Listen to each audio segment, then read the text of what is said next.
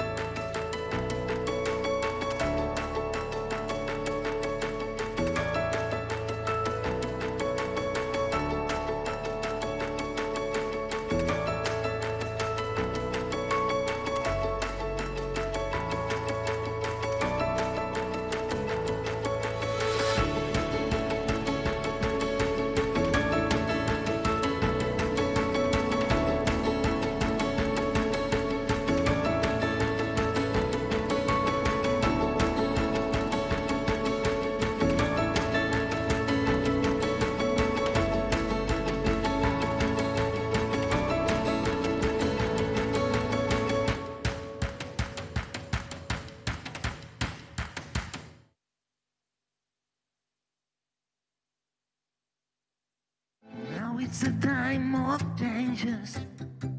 Now is the time to move on. This is the time for solutions. Feel the motion. Be new is born. The any none of you. No one connected to you. The any none of you. Be new will do it for you. This is the time for solutions. Be new is for you. Bueno, ¿cómo estamos en Vini Mobility por las nubes? ¿Cómo vamos a estar? Ya llevamos toda la mañana de este último día, porque llevamos ya 4 días contando y que han pasado por aquí, por este escenario, plató, porque este es un acto híbrido, estamos a la última. Pues bueno, los que mueven los hilos, los y las que mueven los hilos, porque también hay mujeres moviendo los hilos en el mundo de la movilidad, y aquí han venido y nos han contado sus historias muy interesantes. Bueno, nos hemos bajado de la nube solo en la sesión pasada para adentrarnos en los Living Labs, donde ocurren muchas cosas, pero nos volvemos, nos subimos al avión otra vez. Bueno, antes os hago un poco de memoria, no sé si os acordáis del Tratado de París, del Acuerdo de París, ¿os acordáis? Es un tratado internacional que se firmó en diciembre de 2015, antes de Navidades, mediados de diciembre. 196 países firmaron este acuerdo para limitar el calentamiento global. Lo importante de este Acuerdo de París, de este Tratado de París, es que es vinculante, es decir, hay que hacerlo. No es, no, bueno, ya haremos algo, pero no se hace nada, no, es importante. Y bueno, ¿y qué pasa con los aviones y con el Acuerdo de París? Bueno, todos sabemos que los aviones verdes no lo son todavía, que contaminan y hay que hacer algo. Yo no sé si os suena la música del SAF. El SAF son las siglas en inglés de Combustible de Aviación Sostenible. Este es uno de los principales impulsores de la descarbonización en el sector de la aviación.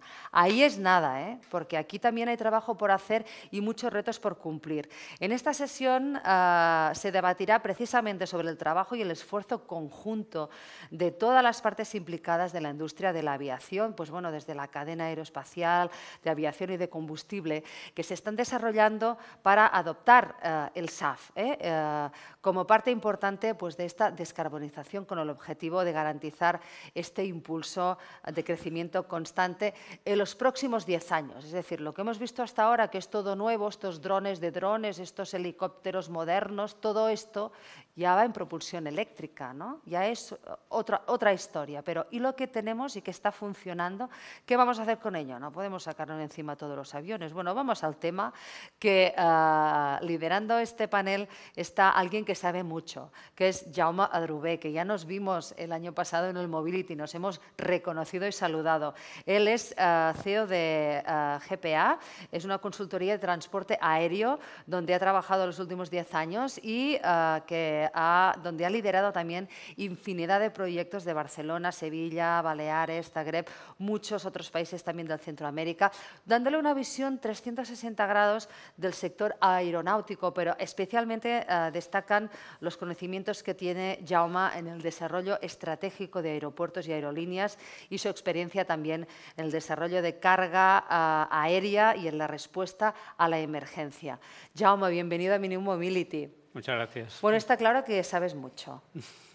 Y ahora te voy a preguntar, a mí me encanta hacer preguntas de estas que yo ya sé que a lo mejor no me las van a contestar, pero yo las quiero saber. ¿Puede alcanzar el sector de la aviación, los aviones que tenemos ahora circulando y que nos llevan donde queremos, un impacto ambiental cero neto? Bueno, yo creo que alcanzarlo sí que lo puedo alcanzar. Otra cosa es, que es lo que voy a preguntar a mis invitados, es ¿cuándo podremos conseguir eso? ¿no? Bueno, pero desde luego se están haciendo los deberes. El cuándo y el cómo también nos interesa, porque claro, el cómo es muy interesante, porque yo quiero saber si me van a subir las tarifas, porque claro, con todo el movimiento que habrá, con todo lo que tenéis que hacer, ¿no? Pues bueno, algo nos va a repercutir. ¿Vais a hablar también de ello? Por supuesto. Bueno, pues estaré muy atenta. Hasta dentro de un rato. Muchas gracias. Bueno, muchas gracias. Voy a empezar presentando a las personas que me acompañan. En primer lugar, Sergi Alegre, es director general del Airport Regions Council, que es una asociación que representa los intereses de las regiones aeroportuarias. Él ha desempeñado durante muchos años el cargo de teniente alcalde del Ayuntamiento del Prat, también en el AMB ha desempeñado cargos y nada, bienvenido. Gracias. En segundo lugar, Javier Arnaldo, de Airbus, representante nacional de sostenibilidad y medio ambiente de Airbus. Tiene una visión industrial muy potente, conoce muy bien todos los procesos de planificación, de ejecución, de procesos industriales y también es miembro del Comité de Airspace and Defense de Europa, ¿no? Bienvenido. En tercer lugar, Maurici Lucena, presidente y consejero delegado de AENA desde el 2018. También ha sido presidente de otras empresas como ISDEFE. Y también, por supuesto, nos encantará saber un poco qué está haciendo AENA desde ese punto de vista. Bienvenido, Maurici. Gracias. Y last but not least, Ramona es directora de sostenibilidad de KLM. Ella tiene un máster también en comunicaciones, ciencias de la comunicación y sostenibilidad. Y bueno, también me ha gustado mucho lo que me ha transmitido, que es las ganas de transformar esta industria, de contribuir a una transformación de esta industria defendiendo estos principios de sostenibilidad. O sea que muy bienvenidos todos. Muchas gracias. Vamos a empezar por un tema que yo creo que es significativo y quizá aquellos que no sean de aviación no es tan conocido, ¿no? Dicen empresas como Airbus, también Boeing y otras organizaciones internacionales que el tráfico aéreo se dobla prácticamente cada 15, 20 años, ¿no? La pandemia quizá ha retrasado eso 4 o 5 años. Veremos un poco cuándo alcanzamos esa tendencia, pero la expectativa es que volvamos a alcanzar esa tendencia, ¿no? Por otro lado, hemos visto que en la pandemia se ha recuperado, quizá incluso en Europa mucho más rápidamente de lo que pensábamos, la demanda, ¿no? Y finalmente, por parte de las infraestructuras de los aeropuertos, sobre todo, vemos un cierto límite de crecimiento, ¿no? Ya no por la pandemia, sino incluso en los últimos años del 18, sobre todo en los grandes aeropuertos de Europa, hemos visto ese límite, ¿no? Y lo que nos preocupa quizás también es cómo vamos a ver esos cambios dado estas circunstancias en el consumidor, ¿no? Si pensamos que el consumidor va a cambiar mucho su comportamiento o el pasajero va a cambiar mucho su experiencia respecto a estos cambios que vemos. ¿Cómo lo enfocaríamos, Maurici, en ese sentido?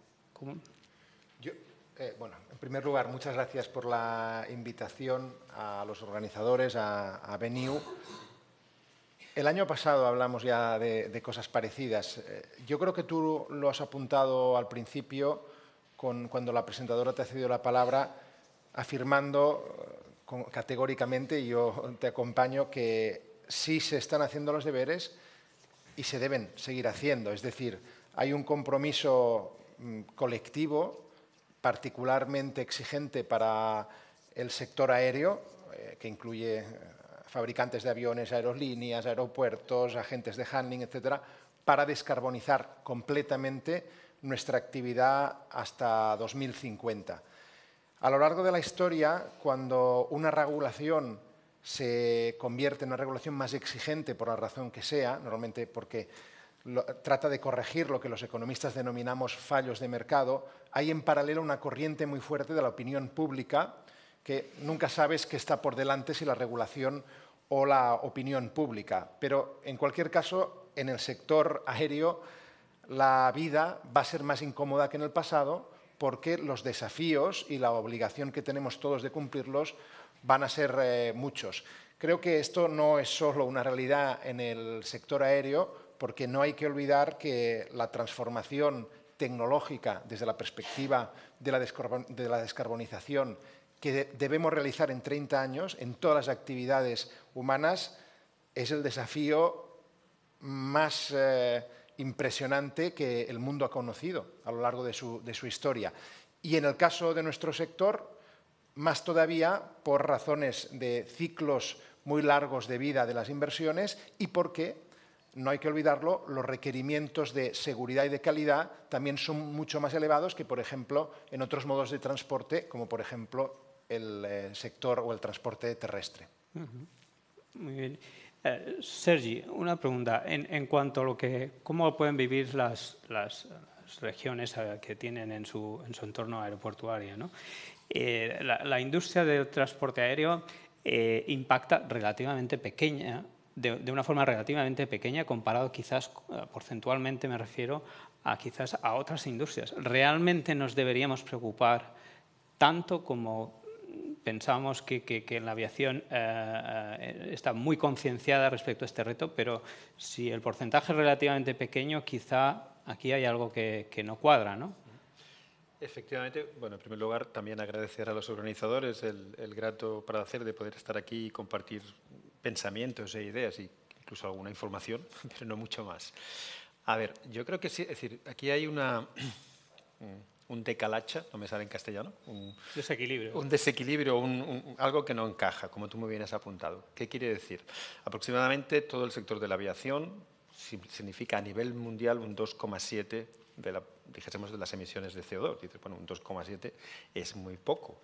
De ese 2,7, el 95% son los movimientos de aviones, un 2% los aeropuertos, con lo cual muy pequeño, importante, pero muy pequeño, y un 3% otras actividades alrededor de la actividad aeroportuaria, la actividad de la aviación. Es verdad que en general, últimamente está muy en la diana la aviación. Yo últimamente lo comento con personas del sector.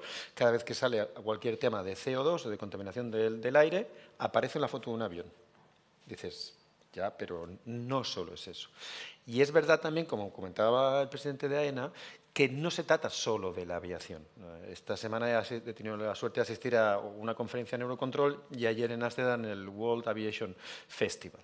Entonces, el sector a veces tiene la tentación, parte del sector, de decir, es que están contra nosotros, ¿no? O que hay una manía por los aviones, que puede ser que algo haya, ¿no? Pero yo creo que sobre todo lo que hay es una ducha escocesa. Es decir, hemos pasado en muy poco tiempo del Up in There, George Clooney, el símbolo de los símbolos, chico guapo y tal, de que qué bonito que es volar, a, hostia, soy el más malo de la película. Bueno, pues ni el George Clooney ni soy el más malo de la película, porque creo que las dos fotografías no son reales o no se adecuan a la realidad. Pero yo creo que, contestando a la pregunta que nos hacía la presentadora, sí, pero va a ser más largo de lo que nos esperamos. Por lo que ha comentado también Maurici, porque los ciclos de inversión son muy largos. Teniendo en cuenta, además, que esa información que tú dabas de cada 10 años se dobla, Es decir, eso es parte del pasado, pero sobre todo el futuro será completamente diferente en Europa, en Estados Unidos, de India, de China, ¿no? Es un poco como, oiga, dígame el PIB de su país. Digo, mira, a mí el PIB me parece muy bien, pero dígame cómo se reparte, porque claro, el PIB, si lo tiene uno el 99 y el 1000 tienen el otro 1%, no me está dando una foto real. Muy bien, muy bien. Ramona, una pregunta para ti. Si tuviésemos que explicar a alguien de la calle, no, un experto en aviación, un poco qué estamos haciendo en el sector, cuáles son los objetivos que tenemos por delante y cómo pretendemos lograrlo, ¿cómo resumirías un poco esa foto, ¿no? So I think it's in general what we see, and I hear your comments on society reflection. So I think we're all more aware of what climate change means and how big our challenge is actually as the world to reach our targets, our climate ambitions, but also the Sustainable Development Goals. And that also counts for the aviation industry. So there is, of course, a large focus on our climate impacts as aviation, but I think we should not forget like all the other things that come with doing sustainable business. So, of course, I know we are going to focus on the environment today, and that's also why, because our impacts on the environment as aviation and as KLM is big in terms of CO2 emissions, and it's 2 to 3% of worldwide man-made CO2 emissions, but it will grow in the future. So that's why, as an aviation sector, we have ambitions for climate for the year 2050, and as airlines, as KLM, we have set our own ambitions also on the shorter term, so for 2030. And what's important in that is following the amount of carbon that is allowed according to what actually is being told in the Paris Agreement. So as aviation, we are not part of the Paris Agreement, but you can be in line with the trajectory that we need to follow by using Science-Based Targets initiative. And I think this is important to mention because that shows that aviation can be in line with that and has a future, and though there's a lot of challenges, of course, ahead. Gracias. Javier, una pregunta. Creo que en general, y creo que Sergio lo apuntaba, ¿no? En ese sentido, ¿no? La gente quizá tiene la percepción de que en otras industrias, como puede ser la de automoción, ¿no? Se está haciendo una verdadera transformación, ¿no? Y que eso se percibe en la calle, obviamente, o materialmente es mucho más perceptible. ¿Por qué crees que la aviación no consigue esa misma imagen? Y también, ¿por qué crees que no tenemos un Tesla, un Elon Musk en aviación que quizá nos abandere y sea un poco un icono de esa transformación que obviamente aquí se está trabajando y se está evidenciando, ¿no? Voy a empezar, como el resto de mis compañeros, confirmando que la aviación tenemos la ambición de en 2050 ser cero netos en emisiones de CO2. Hay una hoja de ruta, Destination 2050, que todo el mundo puede consultar y ahí se ven las líneas estratégicas que nuestro sector tiene que seguir para conseguir esa meta, que como se ha comentado aquí es un sí o sí, no hay otra alternativa. En cuanto a por qué se habla más o menos de nuestro sector o el impacto mediático, pues yo creo que tenemos que poner las cosas cada una en su contexto. El sector de la automoción o los vehículos, pues bueno, yo creo que casi todos los que estamos aquí podemos decir que tenemos un coche o llevamos un coche todos los días. No creo que casi ninguno tengamos un avión o conduzcamos un avión casi todos los días. Entonces es más fácil que en el debate del día a día pues hablemos de coches y no de aviación. En la aviación el tema de las emisiones de CO2 o la contaminación en general no es un tema nuevo. En los últimos 60 años en nuestro sector se han hecho unas reducciones importantísimas en el sector de las emisiones de CO2. Se han reducido más del 80% de emisiones de CO2, emisiones de óxidos de nitrógeno, que son muy perjudiciales para la salud, en más de un 90%. Y no olvidemos también las zonas aeroportuarias, que son las que más lo sufren, los temas del ruido. El ruido se ha mejorado más de un 75%. Es una carrera que viene desde atrás y tenemos que seguir. El reto que tenemos enfrente, como ha dicho Maurici, y estoy completamente de acuerdo con él, es el mayor reto de nuestra generación, descarbonizar la industria, pero realmente tenemos que descarbonizar nuestras vidas si queremos que haya más vida dentro de muchos años en nuestro planeta, que solo tenemos uno. tener un Tesla aeronáutico en el futuro, ya vemos cómo queremos, pues otra vez tenemos que poner las cosas en su sitio. A mucha gente le sonará, Airbus está apostando, y podremos hablar después sobre el hidrógeno y sus posibilidades, pero hemos empezado con los desarrollos de las tecnologías eléctricas y las pilas de combustibles, y después de analizar las características de nuestro sector, que hay dos elementos muy fundamentales, que uno es el peso de la aeronave y otro la fiabilidad, hemos llegado al convencimiento que ese no es el camino que tenemos que seguir, la electrificación. Hay empresas que se han lanzado a lanzar proyectos para electrificar aviones, siempre estamos hablando de corto radio y muy poquitos pasajeros, que es lo que podríamos considerar el business, los jets, y nosotros estamos aquí, entiendo, para hablar de la aviación comercial, la que casi todos nosotros usamos para desplazarnos. Y en esa, hoy por hoy, no es realista hablar de una electrificación. Muy bien, muchas gracias. Vamos a hablar un poco de la regulación, ¿no? Y cómo está afectando sobre todo a infraestructuras y aerolíneas, ¿no? Tanto a nivel europeo como a nivel de OACI, de Naciones Unidas, se están ahora mismo trabajando en medidas quizá muy duras, ¿no? O como decías, que nos puede complicar un poco la vida, Maurici, ¿no? Como decías. ¿Nos podríais, empezando por ti quizás, Maurici, nos podríais resumir un poco en qué consisten esas medidas y cómo veis que os pueden afectar vuestro negocio? A ver, yo creo que ha sobrevolado en las distintas intervenciones lo que es una realidad incontrovertible, que podemos tratar de edulcorar, pero no la va a cambiar. Los que lo tienen de verdad difícil para descarbonizar en los próximos lustros su actividad en el sector aéreo son los fabricantes de aviones y las aerolíneas, que son las que adquieren estos aviones. Los aeropuertos lo tenemos complicado, nos va a costar dinero, pero lo vamos a hacer muy rápido y además yo creo que de manera, digamos, menos difícil que los fabricantes de aviones y las aerolíneas. Y cuando tú haces una transición hacia la descarbonización, al menos es lo que yo veo en AENA, que creo que es un referente válido en la medida en que es el gestor aeroportuario más grande del mundo, nosotros lo hacemos por dos razones.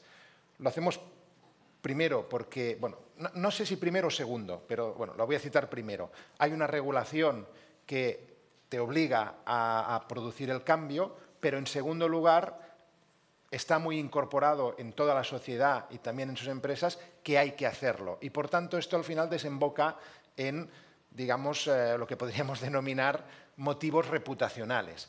Entonces, los plazos que AENA se ha marcado para descarbonizarse van bastante por delante de las obligaciones reguladoras.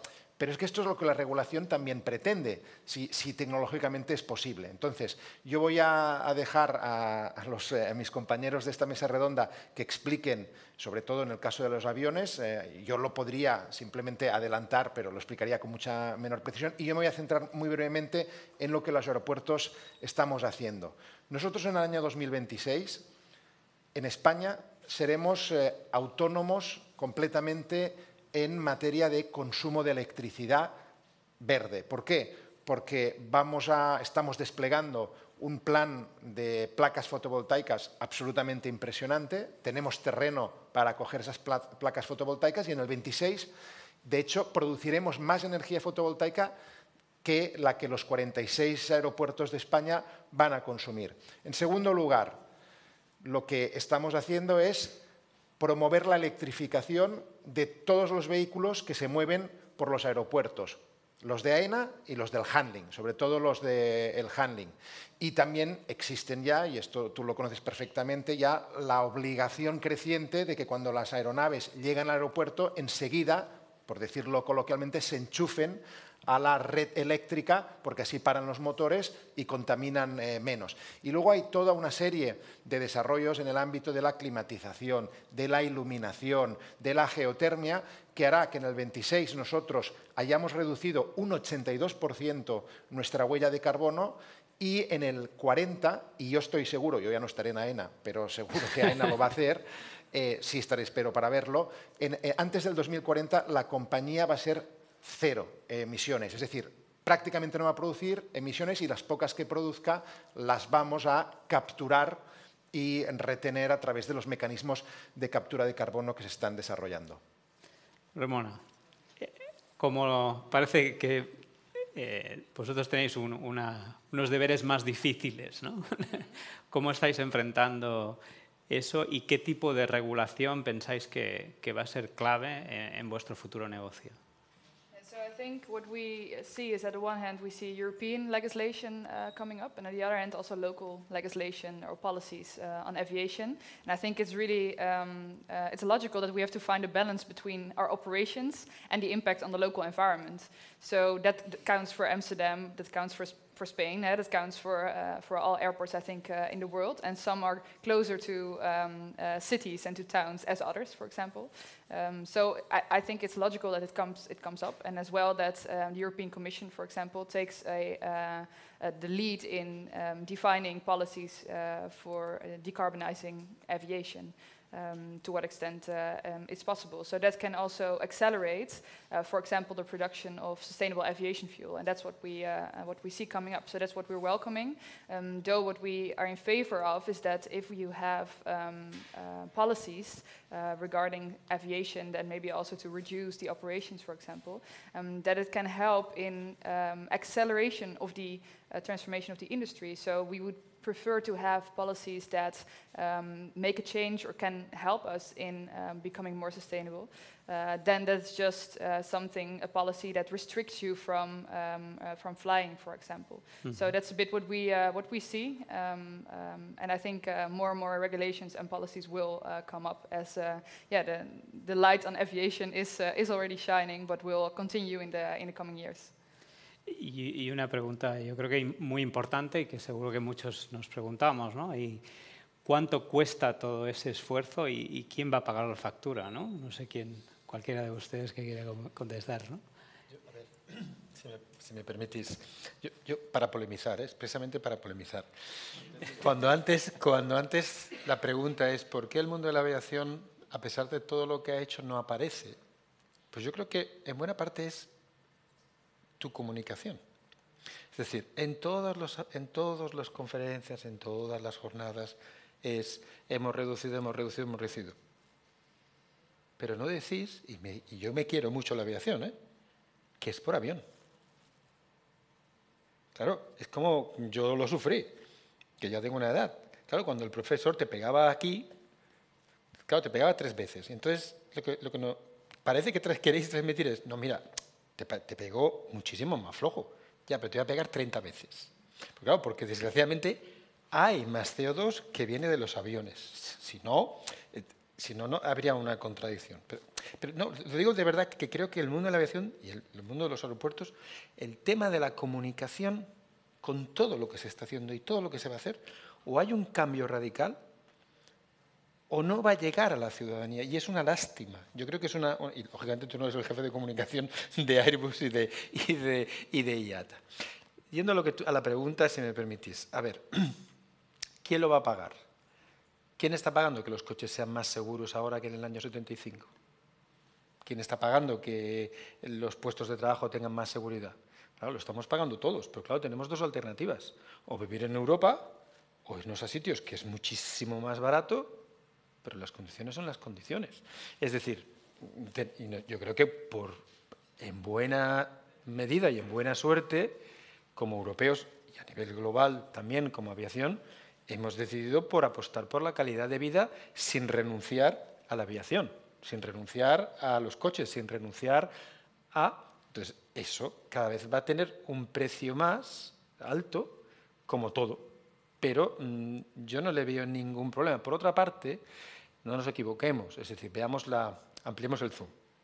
Los decenas, centenares de millones que se está poniendo por parte de la Comisión Europea tiene 2 objetivos. Uno, ¿quién va a hacer el avión? ¿Airbus o Boeing? Porque, como ha dicho muy bien Maurici, las aerolíneas tendrán que comprar el avión que salga. No solo las europeas y las americanas, sino las chinas, las indias, las de Arabia, las de Sudamérica. Por lo tanto, aquí hay una competición potentísima, global, soterrada, que además yo me lo orgullezco que seamos los que pongamos más dinero, como europeo y como taxpayer, que eso también es importante. La otra es que, claro, por mucho que ahora invirtamos, si son capaces de encontrar hidrógeno o aviones eléctricos de hasta 50 pasajeros, el coste de la energía cae y, por lo tanto, ese precio no tiene por qué ser tan alto en relación al coste final del billete. Ramona, ¿estarías de acuerdo? ¿Crees que los billetes, por ejemplo, en vuestro caso, deberán reflejar y repercutir, o quizás ya están repercutiendo ese coste adicional y esas inversiones que estáis haciendo en sostenibilidad, ¿no? So maybe to come back on like this price part of who's going to pay the bill, because I think it's it will definitely be shown in the ticket price in future. And what we, for example, chose, we want to increase the use of sustainable aviation fuel to become have more sustainable operations. Someone has to pay that bill. So what are we doing? We have, for example, a program for corporate customers that pay the price difference, the premium of SAF compared to fossil fuels. What we also did is really introduce, since the start of this year, a small fee for every passenger that's flying from Amsterdam for sustainable aviation fuel. It's only about 0.5%, so a really small percentage, but it's a start of integrating the price of sustainability into a ticket. And I think we have to get used to that as well. It's not only for aviation or for tickets, flight tickets. It's also for every other product that you're going to pay in future. I think it's essential that we're going to also pay for like the externalities that we that we cause as an industry. So yeah, maybe that's a note from like the perspective from the airline, and also how we deal with that with the customer. And then on the other side, I see that we also have to work together with the airports and see where we can accelerate this transition to, for example, electrifying ground support equipment, because we're together in this. And in Amsterdam, we have, for example, the same ambition as Schiphol Airport, Amsterdam Schiphol Airport has on ground emissions. Mm-hmm. So we have to achieve, or we want to achieve, 0 ground emissions by 2030. But we can only do that if we collaborate on that, and if we create the electricity grid, for example, that's needed to electrify all these ground support vehicles. So, yeah. Cambiando un poco de tema, obviamente toda esta transformación y esa preocupación que hablábamos de la sociedad en general está provocando algunos conflictos, yo diría que incluso son socio- y medioambientales. Es decir, no hablamos exclusivamente de un debate puramente y técnicamente medioambiental, sino que también está levantando ciertas polémicas. Entonces, en Ámsterdam, por ejemplo, existe un debate de cuál es el límite, ¿no? Incluso como país, de cuántos vuelos podría generar el país y si ese es el modelo a seguir el que ha habido hasta ahora, ¿no? ¿Cómo estáis viviendo? Yo creo que como consecuencia de ese debate y esos riesgos que se exponen sobre la mesa, ¿cómo se vive un modelo de negocio en KLM donde quizá haya un límite de crecimiento, ¿no? Y hay un hub importante y no hay más, ¿no? Entonces, ¿cómo vivís esa situación? Yeah, that's a really difficult question. I think we're in the middle of this whole debate. It's a societal debate, it's a political debate as well, and so we don't have like the end answer, I think, to this question yet. But what we can look, for example, into is our network. What type of what destinations do we fly to? With how big aircraft, for example? Can we use maybe bigger aircraft for the amount of people that we want to bring from A to B? Because we still want to be, or have to be, competitive in terms of the whole European market. So it's a tough question, and I think future will show what's going to happen. But at least we are internally looking to all these scenarios, because we see that whatever is going to be the end decision, I think, on this being made, we know that we have to become a more sustainable business model in future to stay future-proof actually for the coming decades, and not only for today and tomorrow. But yeah, we want to exist for another 100 years, so to say. And that can be in another form or another, or maybe with additional business models. So I think that's a perspective that we have, and that's we dive into. Y quizá otro ejemplo, y no es el único porque hay bastantes otros ejemplos en Europa. En Barcelona también, Maurici, vivimos una situación diferente donde el aeropuerto ya ha expresado sus planes para optimizar la operación, la necesidad de tener unas pistas de un determinado tamaño para coger estos aviones de largo radio.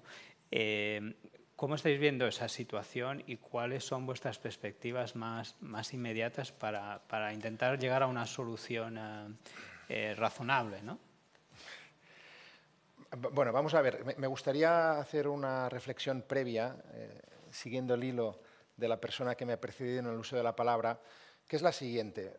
Realmente los gobiernos, las autoridades públicas, no lo tienen fácil a la hora de definir políticas que traten de obtener finalmente un equilibrio entre la protección medioambiental, que es un bien público global, y el crecimiento económico, con todas las ventajas que el crecimiento económico lleva asociadas. ¿Por qué digo esto? Bien, lo digo porque, en mi opinión, yo tengo la amarga impresión de que las personas que desde la buena fe defienden las tesis de decrecimiento económico no son muy conscientes de las consecuencias que eso produciría. Pongo un ejemplo que a las personas que nos gustaría que los gobiernos, como generalmente se hace, protejan a las personas más vulnerables cuando van mal dadas. Esto solo es posible cuando hay una tarta que va creciendo y que se puede repartir. Tú has estado mucho tiempo en un gobierno nítidamente de izquierdas y sabes perfectamente que para distribuir y proteger y desplegar un buen estado de bienestar, primero hay que producir crecimiento económico. Es decir, olvidar eso es adentrarte en un terreno muy peligroso, en mi opinión. Pero es que luego hay otras razones que no son puramente morales o políticas, que están relacionadas estrictamente con el desarrollo de las tecnologías que no existen todavía, que nos deben permitir llegar a ese 2050 en términos netos sin producir emisiones de efecto invernadero. Para eso se necesita unas cantidades colosales de inversiones que solo el crecimiento económico va a permitir acometer. Y en segundo lugar, esto desde Schumpeter lo sabemos, estoy hablando de principios del siglo XX, que hay que desencadenar puntos de ruptura tecnológica o tecnológicos que solo con el funcionamiento vibrante de una economía de mercado, aunque esté regulada, pero una economía de mercado, al fin y al cabo, se van a conseguir. Entonces, quiero decir que sin crecimiento, todo lo demás no se va a poder obtener.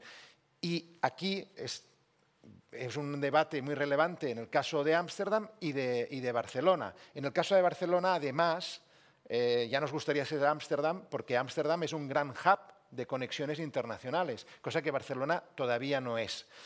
Y creo que, por tanto, repito, el Gobierno lo tiene difícil, pero en mi opinión la propuesta que tanto AENA como el Gobierno de España presentó a la sociedad catalana, es decir, a Cataluña, obtenía un equilibrio muy razonable entre convertir el aeropuerto de Barcelona en un gran hub intercontinental, proteger el medio ambiente con compensaciones, cosa que la legislación europea prevé perfectamente, y, por tanto, continuar con un esplendor de una Barcelona que desde finales de los 80 ha enseñado cosas maravillosas al mundo y por ende también al resto de Cataluña. Sergi, tú que estás en contacto con muchísimas regiones aeroportuarias de Europa, ¿cuál es la sensación en general desde tu punto de vista? A ver, yo creo que, estoy totalmente de acuerdo con lo que ha dicho el presidente AENA. Lo que pasa es que no estoy de acuerdo con que esa ecuación de ese producto final y sobre todo que solo pueda dar ese producto final. Yo también tengo mi opinión sobre el proceso que se ha entablado, que yo creo que ha sido no el mejor por ninguna de las partes, todas incluidas, incluida la del Ayuntamiento del Prat, que yo no lo represento en absoluto ahora, pero también tengo mi opinión porque todavía soy pratense, para lo bueno y para lo malo, generalmente para lo bueno. En general se está produciendo, hay una situación que es en los aeropuertos muy metropolitanos, Ámsterdam y Barcelona son ejemplos, pues como otras infraestructuras, claro, hay un momento que hay mucha tensión, pero no porque haya gente, creo, por lo menos que yo conozca, que le tenga especialmente manía al aeropuerto o a los aviones, sino porque el espacio ya empieza a ser muy justo, y como me ha apuntado Maurici, los gobiernos lo tienen muy difícil, porque al lado de, oiga, quiero vivir muy bien, significa, aquello de nada al lado de mi puerta, ni la parada del autobús, lo digo a nivel local, de lo que tenemos que sufrir y sufren todavía los concejales, ni la parada del autobús, que esté cerca pero no debajo. Que me pongan el contenedor de la basura, pero cerca pero no debajo. Y que no se me ocurra poner una guardería. Yo he tenido conflictos hasta de eso. Por lo tanto, los gobiernos, desde los europeos hasta el último concejal o concejala de barrio, tiene que lidiar con esa casi esquizofrenia. Por lo tanto, en general yo creo que se está produciendo una tensión muy grande, pero no solo con los aeropuertos, sino con todas las infraestructuras. Eso solo tiene, para mí, 3 salidas. Una, se aprovecha la capacidad remanente de muchísimos aeropuertos en Europa, pero muchísimos es muchísimos. Y entonces hacemos, oiga, pues si tengo prisa voy a la tienda de al lado, y si voy a comprar grande, voy al, no diré nombres, al X que está fuera. En el mundo del aeroportuario, que ya funciona así, yo creo que eso se va a acelerar. La otra es intentar forzar cosas que yo creo que son, en general, van a ser muy complicadas. Entre otras cosas, porque tengo que decir que, visto desde fuera ahora, la capacidad de aguantar las decisiones cada vez es menor. Y, por lo tanto, decisiones políticas complicadas, no solo en España, no solo en Barcelona, cada vez se ven menos. Y entonces eso es un problema muy grande para los gestores de cosas tan grandes y tan importantes como es AENA. Y lo entiendo perfectamente. Y ahora la última pregunta, y tenemos muy poco tiempo, Javier. Me gustaría, digamos, hablar un poco del futuro y sobre todo del hidrógeno, que es vuestra gran apuesta, como hemos dicho, ¿no? Cuéntanos un poco cómo vivís ese gran reto que tenéis en vuestra casa y cuáles son las dificultades y si efectivamente estamos en el camino que habéis prometido que quizá podamos tener. Vale. Intentaremos que los niños de la guardería ya en el 2035 ya puedan ir en el primer avión de hidrógeno con 0 emisiones, no netas. O sea, vamos a intentarlo, ese es el propósito de Airbus y eso es nuestro compromiso. Hay 3 modelos que los podéis encontrar en Internet. Voy a cortar mucho la respuesta para hacerse una idea del reto tecnológico. La aviación a día de hoy, como ha dicho Ramona, apostamos por el SAF, es una tecnología que está aquí, que se puede utilizar. El hidrógeno no. El hidrógeno trae unos cambios radicales en los modelos actuales, desde su generación hasta su consumo. Y simplemente como dato anecdótico, el reto de Airbus es poner hidrógeno en los aviones de manera segura a menos 253 grados centígrados y mantenerlos así durante todo el viaje. Madre mía. Yo los voy escuchando, los voy mirando. Madre mía, madre. Hemos empezado, faltan cosas, pero claro, es que aquí tenemos tema. Os puedo dejar aquí, regresar a las 4, que es cuando volvemos de comer, y seguro que seguirían hablando de los retos y los retos que hay. Hemos empezado fuertes, ¿eh? Empezaba el presidente de AENA diciendo, el sector aéreo, vamos a vivir peor. Pero los que peores van a vivir no somos los que gestionamos los aeropuertos, no. Los que fabrican aviones, y no miro a nadie, y los de las aerolíneas, eso sí que lo tienen mal, por no decir chungo, hemos entendido que eran los que vivirían peor.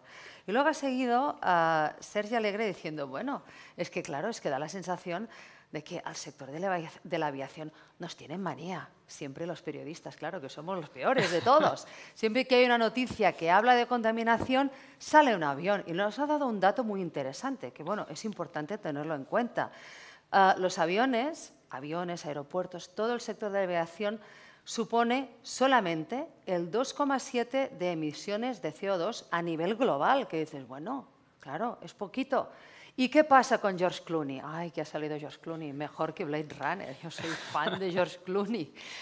Up in the air, dice, a la gente ya no les gusta Up in the air, nos tienen manía los aviones. Y luego ha hablado de algo muy interesante que yo creo que es muy importante, no solo en este sector, sino en todo, es cómo nos comunicamos. A lo mejor no comunicamos lo suficientemente bien lo que estamos haciendo. A lo mejor no lo explicamos bien, a lo mejor nosotros, ¿no? A la gente de a pie, incluso los periodistas, que a veces nos cuesta, ¿no?, entender de todo, a lo mejor no sabemos transmitir bien aquello que queremos contar. Bueno, más cosas. Tengo aquí el papel repleto de un montón de notas que he tomado. Bueno, nos decía Javier desde Airbus, oye, tenemos un plan, unas líneas estratégicas y tenemos un documento muy interesante, nuestra hoja de ruta, Destination 2050. Ahí la encontráis, porque sí o sí nosotros tenemos que arreglarlo todo en el 2050. Y nos daba datos interesantes, decir, bueno, oye, es que nosotros ya hemos hecho mucho trabajo. Hemos reducido un 80% las emisiones de CO2, un 90%, creo que lo he copiado bien, las emisiones de óxido de nitrógeno. Esto es muy malo, yo no lo conocía, pero es malísimo. Importante, un 70% el ruido. Ya se han hecho cosas, pero a lo mejor no nos las han explicado lo suficientemente bien. Bueno, más cosas. Nos decía Ramona que es muy importante, han salido aquí muchas veces también las administraciones públicas, queremos que los políticos nos ayuden, sean flexibles, faciliten las cosas, ¿no? Esa administración pública que acompaña y facilita de verdad que nos acompañen. Y nosotros lo que hacemos, hemos hablado también de cómo repercutiría, ¿no?, esta sostenibilidad que cuesta dinero al público. Y decía, bueno, nosotros en el aeropuerto de Ámsterdam ya se lo decimos, ya el precio de la sostenibilidad, que tiene un precio, se lo contamos, ¿no?, a nuestros usuarios para que sepan esa parte del billete de más, que es para ser sostenibles, que sepan lo que hay ahí, ¿no?, porque el esfuerzo viene un poco por parte de todos. Bueno, Mauricio Lucena desde AENA nos daba unos datos de decir, ellos en el 2040 ya estarán 100% verdes, nos ha dado unos datos impecables. Los 46 aeropuertos que gestiona AENA en el 2026 serán autónomos completamente con sus placas solares, vamos, no necesitarán de nada en su consumo. El 82% de la huella de carbono también, pues bueno, van a eliminarla, electrificando, por ejemplo, los vehículos, enchufando enseguida los aviones cuando están aterrizando.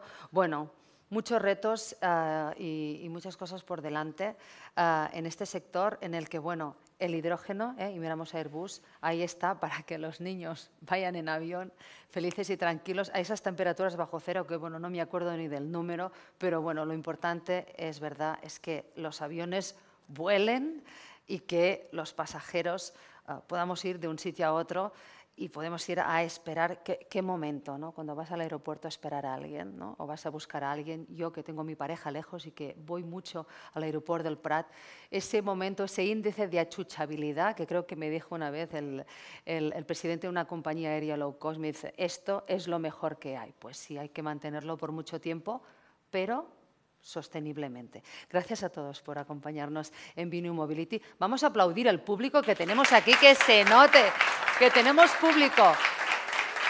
Vamos a hacer una pausa, vamos a cargarnos de combustible verde para volver a las 4 de la tarde con la última sesión del Binu. Yo os voy a echar mucho de menos porque llevo aquí 4 días viviendo con vosotros. Bueno, ¿de qué vamos a hablar en esta última sesión? Pues del Marketplace Europeo Multimodal. No os lo perdáis, regresamos en un par de horas.